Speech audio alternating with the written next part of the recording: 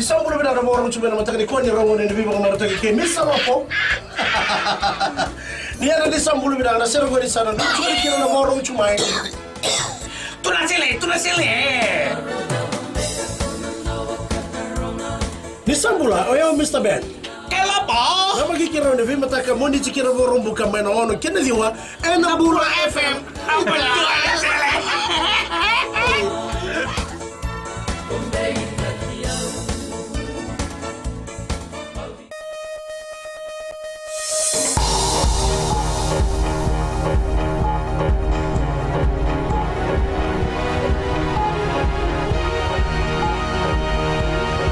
Good evening, this is FBC News. I'm Jackie Spate. In this bulletin, Consumer Council flooded with price hike complaints. Fiji takes a leading role in the region for disaster awareness, and teachers learn more about Fijian Parliament.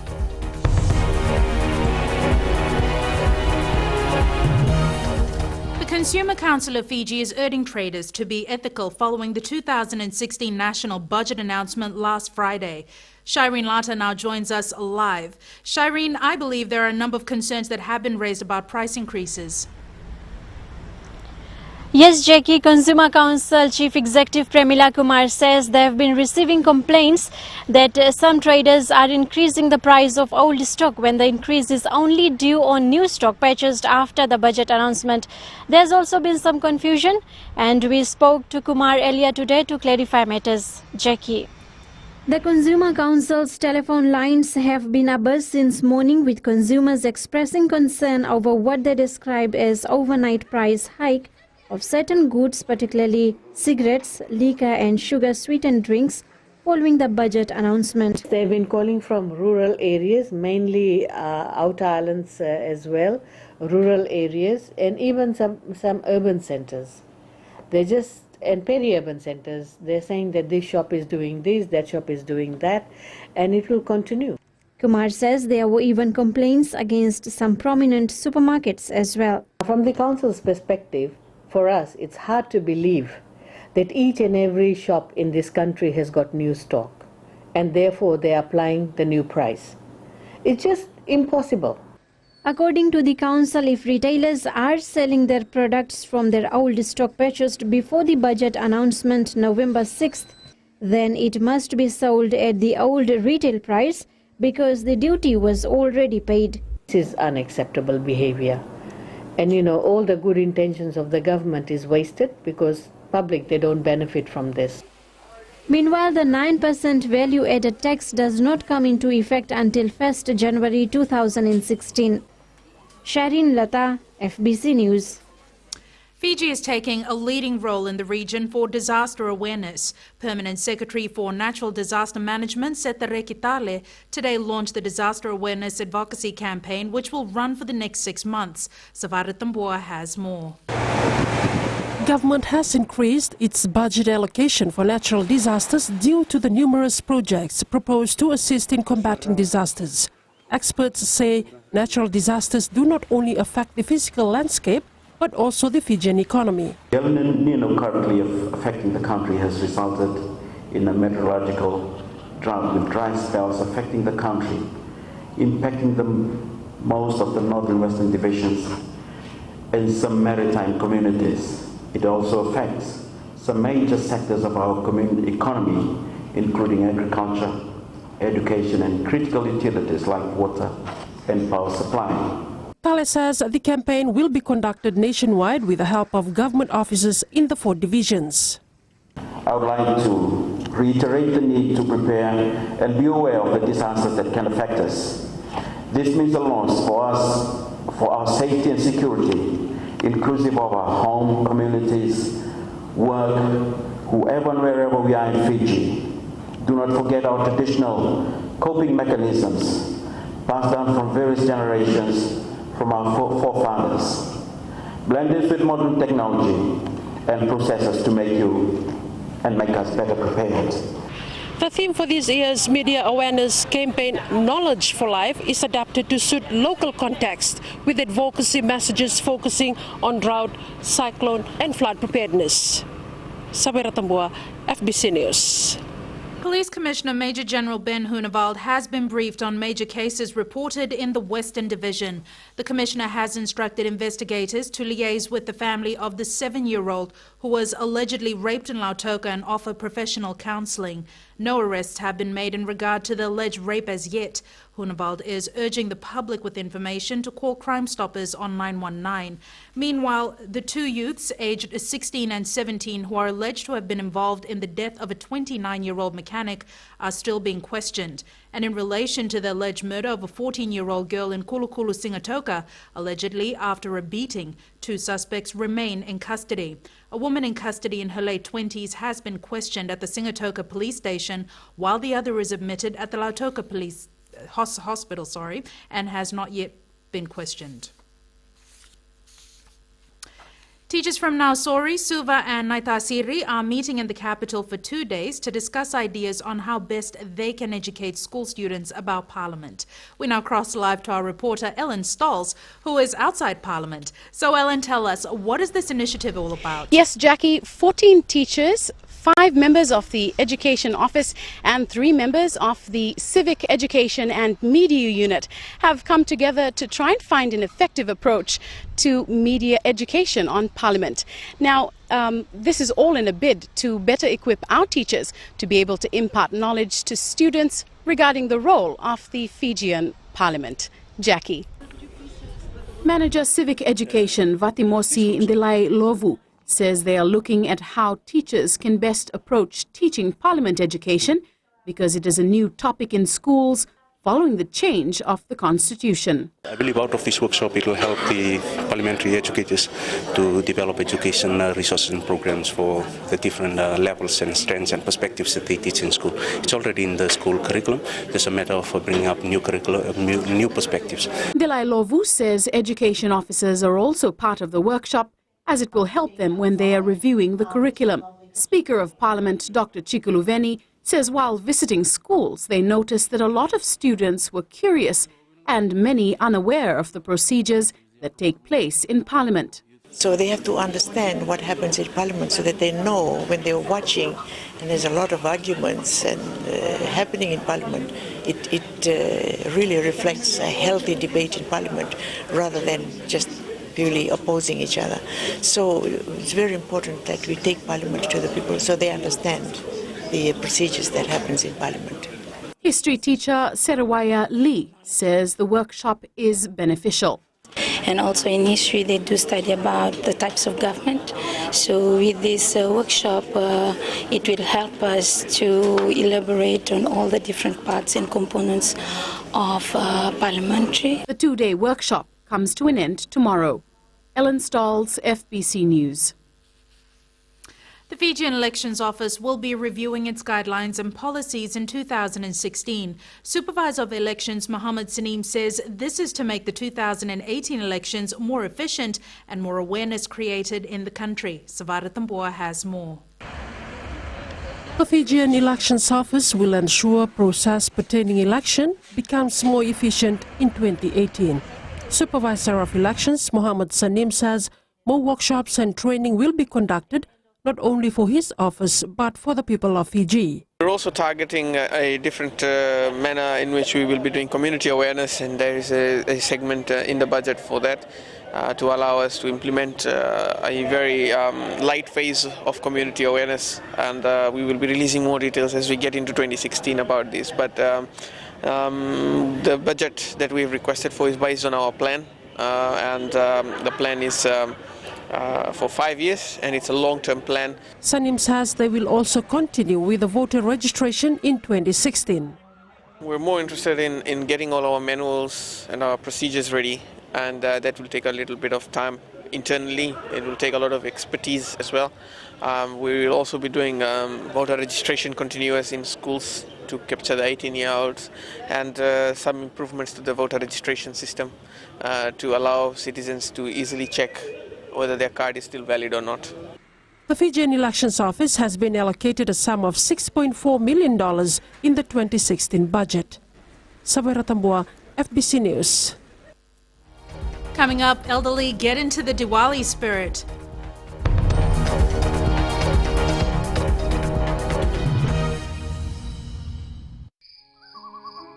मेरा चांद मुझे आया है नजर, ऐ रात जरा थम थम के गुजर।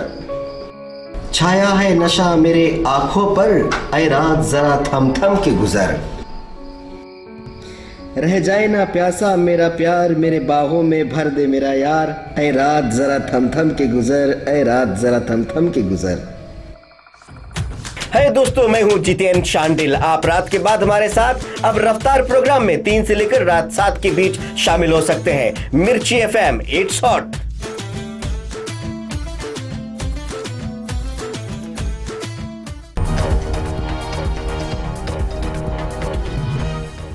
The Fiji National Provident Fund expects to purchase 6 overseas diplomatic missions in the new year.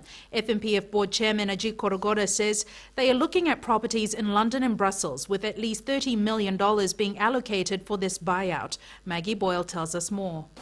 Sale of assets is a government initiative that goes back to 2013, when it was first announced in the National Budget Address.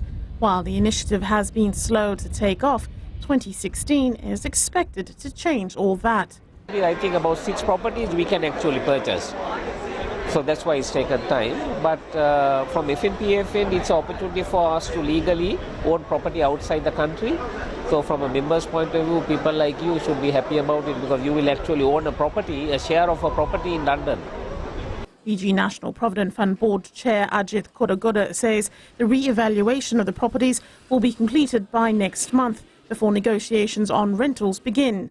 The diplomatic missions are located in London, Belgium and Australia. I think it's about 20 to 30 million on the high side, because we are looking at about 6 properties. The properties in London and Brussels seems to be quite valuable, and they are prime properties. Last week, the Fiji Ports Authority was partially divested, with government earning over $100 million, with the FNPF securing 39% ownership, government retaining 41%, and Sri Lankan company Atkins Spence securing 20%.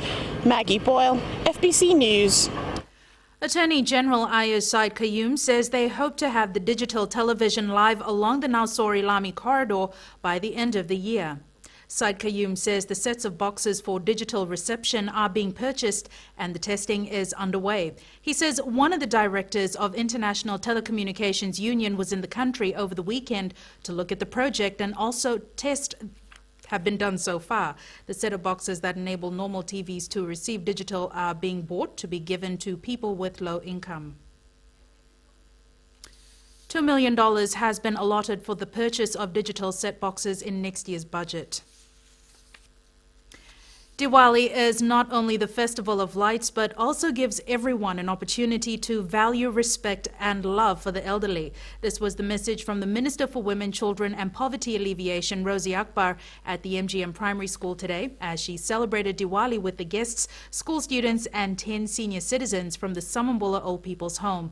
She also noted that some of the elderly are forgotten by their families. It was a day of appreciation and tears for the 10 elderly people who were present at the function from the home, as they were given Diwali gifts by the Minister Rosie Akbar. The Minister stressed to children to respect their parents, guardians and teachers. These are the people that will always be there to catch you when you fall. These are indicators that disrespect and lost attention to elders. And it is for these reasons that we decided to light up our children with this good behavior. Akbar stressed that senior citizens are important contributors to the social, economic, cultural and political sectors, and they should be given the proper recognition. Today we pay tribute and honor our senior citizens across the country, living in their homes and of course in all our homes across Fiji, and thank them for their contribution, and thank them for the hard work that they did, and thank them for the values that they have taught us and brought us where we are. And another important thing, you have to remember. A senior citizen, 99-year-old Benina Dirivesi, was dropped off at the home in 2008, and she is happy with the services provided by the nurses at the home. I was born in 1916, and from that time we didn't receive any education, but was fortunate to have been accommodated at the home. Another senior citizen, 76-year-old Shanti Devi, who hails from Nosori, has been at the home for the past 6 years as everyone in her family has gone overseas. I'm very happy with my friends at the home. I help the women at the home in small chores like peeling potatoes, cleaning the vegetables, and I am very happy here. Meanwhile, the minister has urged the younger generations of this country to take care of your senior citizens. Farzana Nisha, FBC News. Fiji Broadcasting Corporation's Radio Fiji 2 organised Diwali card competition received a number of entries from listeners nationwide. Radio Fiji 2 presenter Nur Begum says the competition ran for 6 weeks and listeners were asked to send in their original and artistic work in the form of a Diwali card. Begum says there was no shortage of creativity in the cards they received this year. As we always say, they only need a bit of persuasion and a bit of we give them inspiration and then we see how their creative talents comes out. Vikashni Chand from Nandi walked away with the main prize. 50 families from Vanuakula and Nassau village in the province of Rakiraki will soon benefit from an Irish crossing constructed at Lawaki village.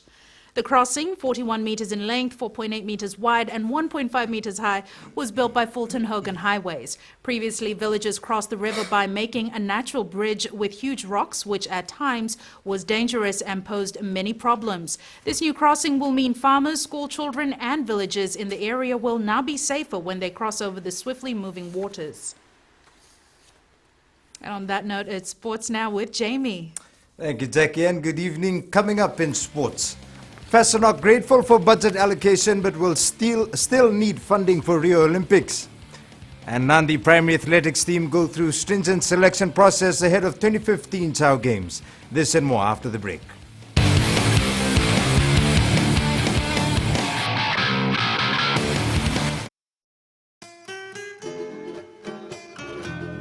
Imbula bina na turanga na marama na turbugi na ngone leo. Imbula bina rangone. Karuita kini maratai tiron tabi bingomi na bio liba ni Radio Fiji 1 na bai biti na bonga ni bianu yano. Oya upio ratuanga na mni daw ni bengravi. Na makia mo na kita tiri karua mo ni tiki na barumbuka. Ene wasini ngone barutaki kilo mani koro iluto na karomo.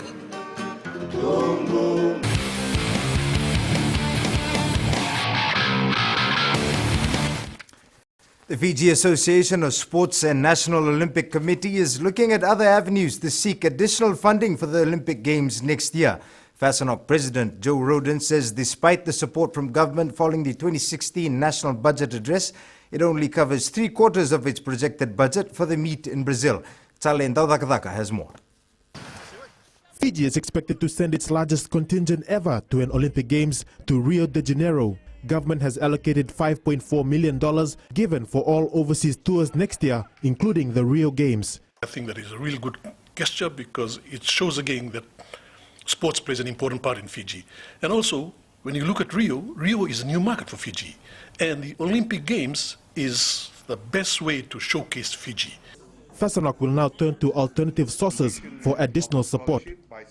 Yeah, the money that they've given, the government has given, it probably about 3/4 of what we need.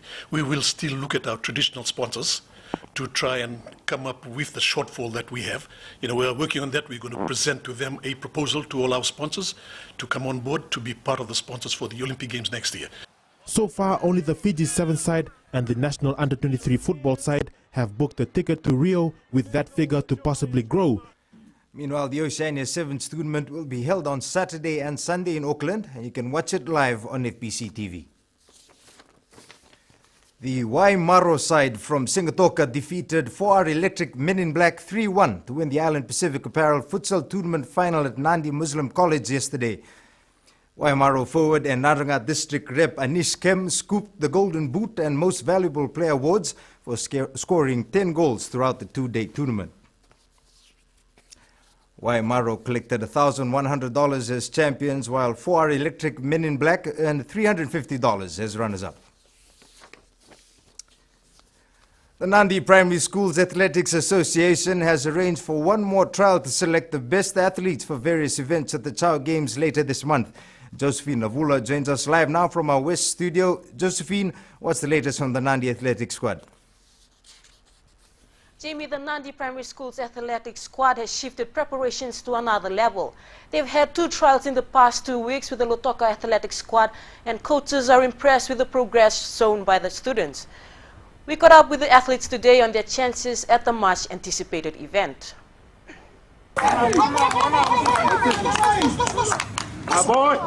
These youngsters have been working tirelessly over the past few weeks and determined for a strong finish at the Child Games. Manager Nemaniwe Talandrua says the 2 previous trials were not enough as there was a lot of potential shown and it was hard for the coaches to select a final team. Hopefully after the trials this Saturday we'll be able to see our weaknesses and we'll try to improve in it before we go on to Suva next week. He adds they've shifted the athletes around in different events and preparation is well underway. With the amount, the number of students we have here and the resources we have, so far our training is going smooth. Nandi will be fielding a total of 140 athletes at the much anticipated competition. The final trials will be held at the Nandi International School grounds this Saturday. The 2015 Child Games will be held on Friday 20th and Saturday 21st at the ANZ Stadium in Suva. Josephine Navula, FBC Sports. Arsenal missed a valuable chance to move to the top of the English Premier League points table after a 1-1 draw against Tottenham this morning. The Gunners were made to sweat by a determined Tottenham outfit and in the end remained tied with Manchester City on the points table. Meanwhile, Manchester City's goalless draw against Aston Villa could prove to be a costly result in the English Premier League title race. City dropped points for the 4th time this season after failing to crack a stubborn Villa defence. And in the A-League yesterday, Fijian Roy Krishna set up a goal for his Wellington Phoenix side in their 1-1 draw against Central Coast Mariners. Krishna will now join the Vodafone Fiji football side for its 2nd friendly international against Vanuatu at 5 p.m. tomorrow. That's it from sports this evening. It's back to Jackie now.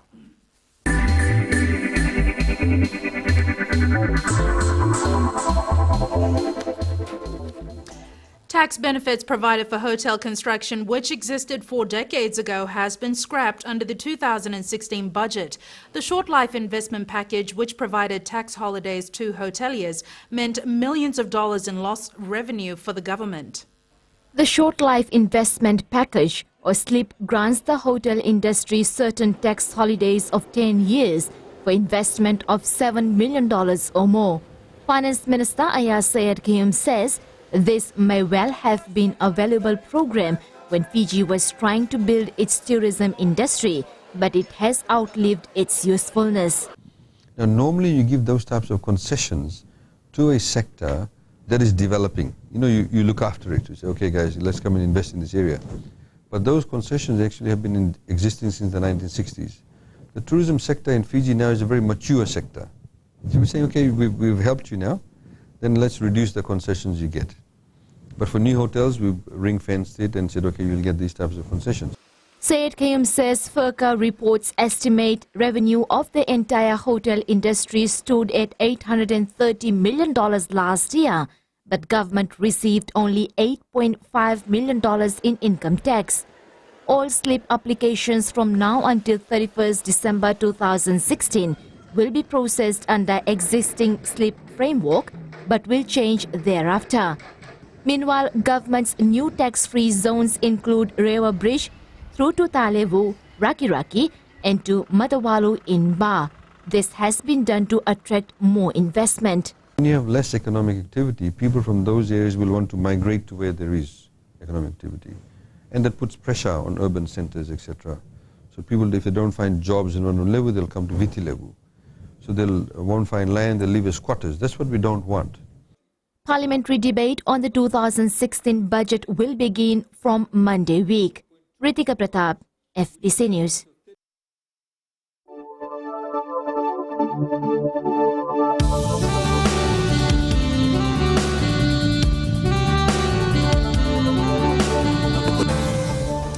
Another Another sunny day with cloudy periods about the south and east parts of the country. And in temperatures, the humidity made Ba the hottest at 33 degrees. The other centres were in the low 30s, leaving Savo the coolest at 27. Tomorrow will bring a mix of cloudy and clear skies with a slight chance of early morning showers up north and in the southeast, still dry in the west. And further outlook is for Wednesday, partly to mostly cloudy with a chance of rain. And recapping the main stories tonight, Consumer Council warns shops on increased prices of old stock. Disaster Awareness Week launched in Suva, and teachers broaden knowledge about Fijian Parliament. To our poll question, results from last week, we had asked, should fireworks restrictions be relaxed from 2016? It was a close call, with 57% saying yes and 43% against it. This week's question, are you happy with the massive reduction in VAT? Visit our FBC website to take part. Remember, you can send us newsworthy pictures and videos on email citizenseyes@fbc.com.fj or share it with us via Facebook page FBC News. And if you're on Twitter, follow and tweet us your news tips at FBC_news or simply hashtag FBC News. You've been watching FBC News. I'm Jackie Spate. Bye for now.